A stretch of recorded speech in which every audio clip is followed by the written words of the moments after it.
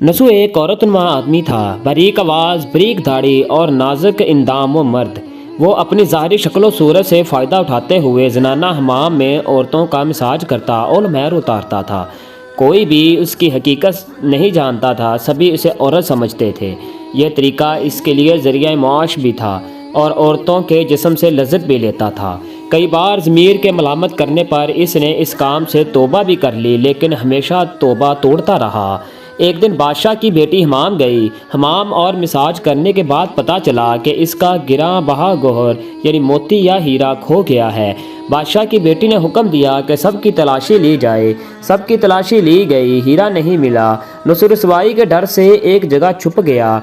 जब इसने देखा कि शहजादी की कनीज़ें उसे ढूंढ रही हैं, तो सच्चे दिल से खुदा को पुकारा और खुदा की बारगाह में दिल से तौबा की और वादा किया कि आइंदा कभी भी ये काम नहीं करूँगा, मेरी लाज रख ले मौला।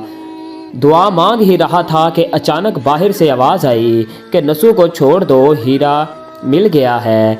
नसू ने नम आँखों से शहजादी से रुखसत लेकर घर आ गया। नसू ने कुदरत का करिश्मा देख लिया था और हमेशा हमेशा के लिए इस काम से तौबा कर ली। कई दिनों से हमाम ना जाने पर एक दिन शहजादी ने बुलावा भेजा कि हमाम आकर मेरा मसाज करे, लेकिन नसू ने बहाना बनाया कि मेरे हाथ में दर्द है, मैं मसाज नहीं कर सकता। नसू ने देखा इस शहर में इसके लिए रहना मुनासिब नहीं, सभी औरतें इसको चाहती हैं और इसके हाथ से मसाज लेना पसंद करती हैं।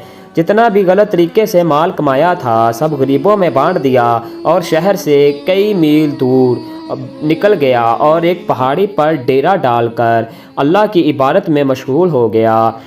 एक दिन इसकी नज़र एक भैंस पर पड़ी जो इसके करीब घास चर रही थी। इसने सोचा कि ये किसी चरवाहे की है, चरवाहे से भाग कर आई है।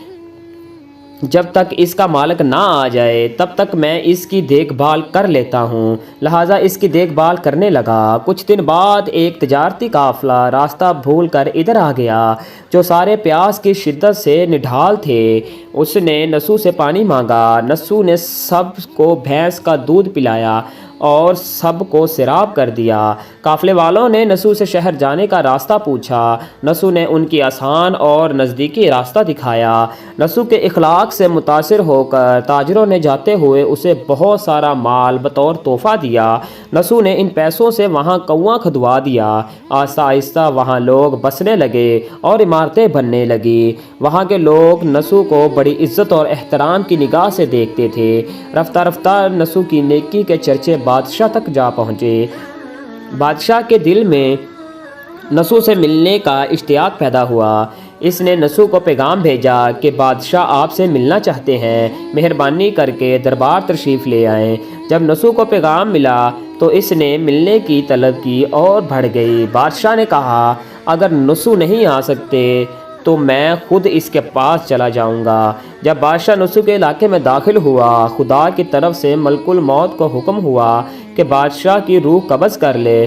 चूँकि बादशाह बतौर अकीदतमंद नसू को मिलने आ रहा था और राया भी नसू की खूबियों की गर्विदा थी, इसलिए नसू को बादशाह के तख्त पर बिठा दिया गया। नसू ने अपने मुल्क में अदल और इंसाफ का निज़ाम कायम कर दिया। वही शहज़ादी जिसे औरत का बेस बदल कर हाथ लगाते हुए भी डरता था, उस शहज़ादी ने नसू से शादी कर ली। एक दिन नसू दरबार में बैठा लोगों की दाद रसी कर रहा था। एक शख्स उदार हुआ और कहने लगा कुछ साल पहले मेरी भैंस गुम हो गई थी, बहुत ढूंढा मगर नहीं मिले, बराह मेहरबानी फरमाकर मेरी मदद फरमाएं। नसू ने कहा कि तुम्हारी भैंस मेरे पास है, आज जो कुछ मेरे पास है वो तुम्हारी भैंस की वजह से है। नसू ने हुक्म दिया कि इस सारे माल और दौलत का आधा हिस्सा भैंस के मालिक को दिया जाए। वो शख्स खुदा के हुक्म से कहने लगा ए नसू जान लो, ना मैं इंसान हूँ और ना ही वो जानवर भैंस है, बल्कि हम दो फरिश्ते हैं, तुम्हारे इम्तहान के लिए आए थे। ये सारा माल और दौलत तुम्हारे सच्चे दिल से तौबा करने का नतीजा है। ये सब कुछ तुम्हें मुबारक हो। वो दोनों फरिश्ते नज़रों से गायब हो गए। इसी वजह से सच्चे दिल से तौबा करने को तौबा नसूह कहते हैं। تاریخ کی کتب میں نسو کو بنی اسرائیل کے ایک بڑے عابد کی حیثیت سے لکھا گیا ہے۔ نسو رزق کمانے کے لیے اللہ کا ناپسندیدہ کام کیا کرتا تھا، اسباب پیدا کیے اور بادشاہت تک عطا کر دی۔ حرام طریقے سے لذت حاصل کرنا چھوڑا تو اللہ نے نکاح میں شہزادی دے دی۔ اللہ پاک سب کو توبہ کرنے اور تا دم اس توبہ پر قائم رہنے کی توفیق عطا فرمائے۔ آمین ثم آمین۔